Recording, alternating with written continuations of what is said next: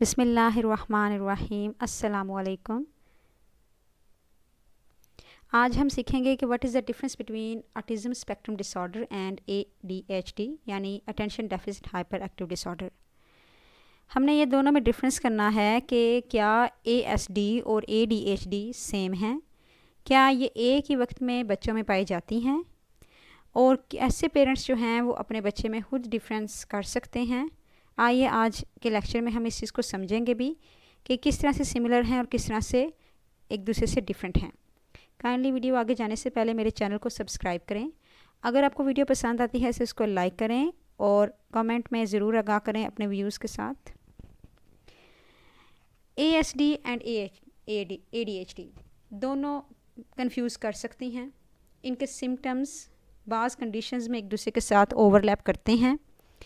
सूरत हाल जैसे कि hyper activity, इन attention ना तवज्जो देना, सोशल इंटरेक्शन में कमी या ज़्यादती हो जाना, दोनों सूरतों में हो सकती है।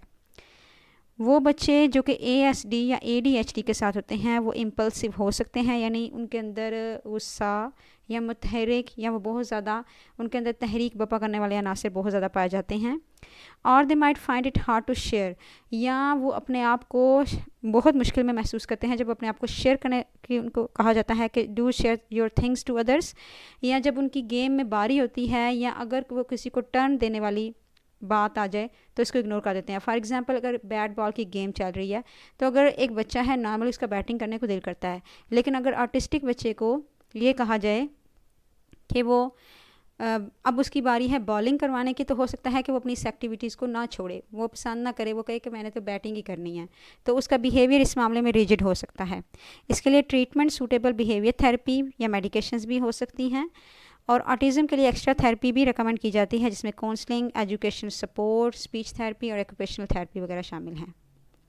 आइए अब इनका डिफरेंस देखते हैं। इनमें बहुत मामूली सा माइनर सा डिफरेंस होगा, लेकिन उम्मीद है कि आपको ये डिफरेंस फौरी तौर पर समझ आ जाएगा इस लेक्चर को पूरा सुनने के बाद।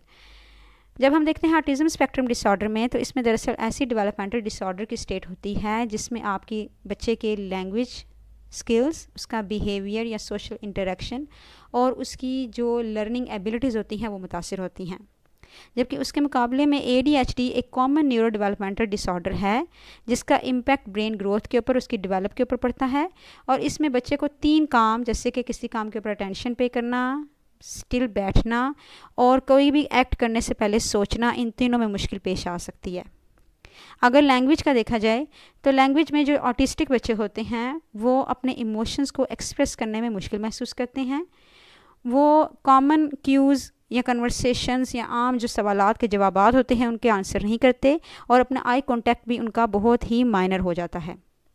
जबकि इसके मुकाबले में ADHD में वो नॉन स्टॉप बात कर सकते हैं, हमेशा अपनी कन्वर्सेशन से दूसरों को इंटरप्ट करते हैं और इस चीज़ का नोटिस नहीं करते कि उनकी कन्वर्सेशन से दूसरे के ऊपर क्या इफ़ेक्ट पड़ रहा है या उनकी कन्वर्सेशन उस टॉपिक से मुतल्लिका है या नहीं है।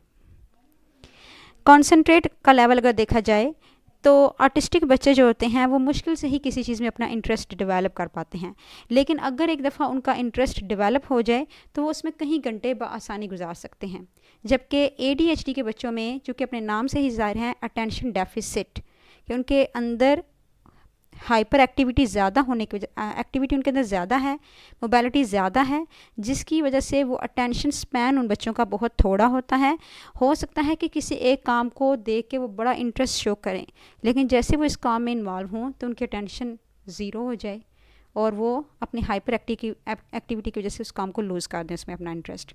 रूटीन अगर देखी जाए तो जो आर्टिस्टिक बच्चे होते हैं वो प्रेफर करते हैं कि उनकी एक स्ट्रक्चरल रूटीन हो और वो अपनी फैमिली के अंदर जो उनकी रूटीन बनी होती है, फैमिलियर रूटीन जो उनकी पूरे दिन में बनी होती है, और उन्हीं लोगों के साथ रहकर बड़े आसानी से सेफ़ महसूस करते हैं और अपसेट हो जाते हैं अगर उनकी रूटीन चेंज करने की कोशिश की जाए। जैसे कि कोई फेवरेट बुक उनको रीड करनी है, अगर उसकी जगह पर उनको कहा जाए कि आपने पहले ये बुक रीड की हुई है, आज ये पढ़ लें, तो वो इस चीज़ को पसंद नहीं करते। इसी तरह अगर उनके डिनर का मेन्यू चेंज कर दिया जाए तो नापसंद करेंगे। फॉर एग्ज़ाम्पल कि उनका डेली सैलड है, एक डे है वीक में सैलड खाने का, हो सकता है कि वो सैलड उनको बहुत ज़्यादा पसंद हो। अगर उस सैलड में अचानक से आप बीच में कोई और इंग्रेडिएंट ऐड कर देंगे तो वो उस चीज़ को नापसंद करेंगे। रूटीन अगर ADHD के बच्चों की देखी जाए तो ऐसे बच्चे जो हैं वो एक जैसी रूटीन पसंद नहीं करते। उनका दिल चाह रहा होता है कि उनकी डेली जो रूटीन है उसमें चेंज लाया जाए, वरना वो बोर हो जाते हैं और ज़्यादातर अनस्ट्रक्चर्ड इन्वायरमेंट को पसंद करते हैं, जैसे कि स्कूल का इन्वायरमेंट। और जब उनको उनकी रूटीन नहीं मिलती है ADHD के बच्चों को, तो वो इम्पल्सिव बिहेवियर शो करना शुरू कर देते हैं।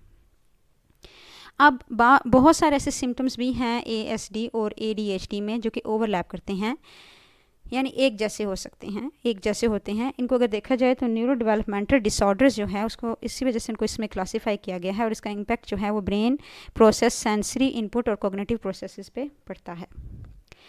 अब हम इसके इम्पैक्ट देखते हैं कि किस तरह से इनके सिम्टम्स ओवरलैप करते हैं। फॉर एग्जांपल कि एक जो ऑटिस्टिक या ADHD का पर्सन होता है, किड होता है, पेशेंट होता है, उसमें ऑब्जेक्ट या मेमोरी के ऊपर फोकस करना, ऑब्जेक्ट्स को अरेंज करना, उनको एक तरीके से फोकस में लेकर आना, डिसीजन की पावर होना और रेगुलेट करना किसी काम के ऊपर अटेंशन, वो उनकी कम होती है। इसी तरह सोशल डिफ़िकल्टीज़ में अगर देखा जाए तो वो बासानी, अगर ऑटिज़म के बच्चे जो होते हैं वो बासानी तो काम की तरफ स्विच नहीं कर पाते, लेकिन ADHD के बच्चे बेशक बासानी स्विच कर जाते हैं, लेकिन अटेंशन उनकी भी कम हो जाने की वजह से वो उसकी तरफ से अपना इंटरेस्ट ख़त्म कर देते हैं, इसलिए वो सिम्टम्स में ओवरलैप करना शुरू कर देते हैं। इंटरसेप्शन इश्यूज़, ये हमारी बॉडी का 8th सेंसरी सिस्टम है, जिसके मुताबिक डीप इनसाइड हमारी बॉडी के जितने भी रिसेप्टर्स हैं वो सारे के सारे कोई ना कोई ऐसी फंक्शनैलिटी हमारे ब्रेन की तरफ भेज रहे होते हैं, सेंसेस भेज रहे होते हैं, जिसकी वजह से हम अपने प्राइमरी मोटिव्स के बारे में जान सकते हैं, जैसे हंगर, थ्रस्ट, एलिमिनेशन, इन सारे प्रोसेसेस के बारे में हमें आइडिया होता है नॉर्मल बच्चों को। लेकिन अब जो ऑटिस्टिक और ADHD के बच्चे होते हैं वो इसके बारे में सही तरह से आगाही नहीं दे पाते। सेंसरी सेंसिटिविटी भी इनकी इसी तरह ही से इफ़ेक्ट हो रही होती है। हाइपर एक्टिव और रेपिटेटिव मूवमेंट, यानी इनमें हलचल या बेचैनी, चूँकि जो ऑटिज़म के बच्चे होते हैं उनके अंदर हलचल, रेपिटेटिव मूवमेंट पाई जाती है, और जो ADHD के बच्चे होते हैं उनमें, जो ADHD के बच्चे होते हैं उनमें ज़्यादातर पाई जाती है, जबकि ADHD के बच्चे ज़्यादातर बेचैन रहते हैं।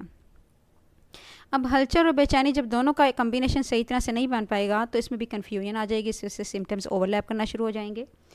इमोशनल रेगुलेशन में जो इंटेंस इमोशंस होते हैं वो ADHD और ASD दोनों नहीं समझ पाते। अब कुछ ऐसे रिस्क हैं जो कि ADHD और ASD दोनों ही शेयर कर सकते हैं एक जैसे। फॉर एग्ज़ाम्पल एडिक्शन हो जाना, एडिक्शन दोनों ही ADHDers में और ऑटिस्टिक बच्चों में कॉमन हो सकती है। वो सेल्फ मेडिकेशन, सेल्फ सूद या ओवर एक्टिव नर्वस सिस्टम से रिलेट कर सकते हैं, और इस वजह से वो कुछ सेंसरी एक्सपीरियंस को भी रेगुलेट कर पाते हैं, और ये चीज़ें जो हैं वो उनको लीड कर सकती हैं, अगर वो बड़ी एज में जा रहे हैं, एडल्ट एज में जा रहे हैं, तो डिप्रेशन और एंजाइटी भी पैदा करना शुरू कर देते हैं। सेल्फ हार्म एंड सुसाइडलिटी जो है वो भी इनमें पाई जा सकती है, और इन दोनों ग्रुप्स में इसके रिस्क बढ़ जाते हैं जब इनको हम इनको सही तरह से मार्जिन नहीं कर पाते, आइडेंटिटी इनकी सही तरह से नहीं हो पाती। सेल्फ हार्म जो है वो सेंसरी लोड या कोई भी ऐसा काम जो टास्क जिस तक वो ना पहुंच पा रहे हों, तो उस सिचुएशन में ये पॉसिबल हो सकता है। ईटिंग डिसऑर्डर, दोनों ही ADHDers और ऑटिस्टिक जो हैं वो उनको ईटिंग डिसऑर्डर्स के लिए बहुत ज़्यादा स्ट्रगल करनी पड़ती है। फॉर एग्जांपल जो है वो एनोरेक्सिया जो है वो ज़्यादा कॉमन होता है बुलिमिया के निस्बत ऑटिस्टिक बच्चों में, जबकि एनोरेक्सिया और बुलिमिया दोनों ही ADHDer में इक्वली पाया जाता है।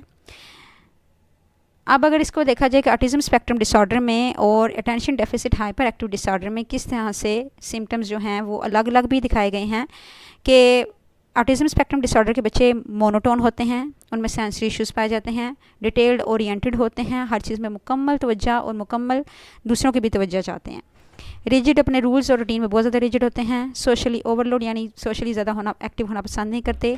आई कॉन्टैक्ट से अनकम्फर्टेबल होते हैं, सोशली आइसोलेटेड रहना पसंद करते हैं, और थिंकिंग भी उनकी लिटरल होती है, हर काम पे पैसिव थिंकिंग कर रहे होते हैं। स्क्रिप्टिंग, मतलब जिस तरह से जो डिक्टेशन दी जाएगी उसके मुताबिक काम करेंगे। जबकि attention deficit hyper active disorders में ये बच्चे इम्पल्सिव होते हैं, बहुत ज़्यादा मुतहरिक होते हैं, इजीली डिस्ट्रैक्ट हो जाते हैं, एक एक्टिविटी से दूसरी एक्टिविटी में तेज़ी से स्विच कर सकते हैं।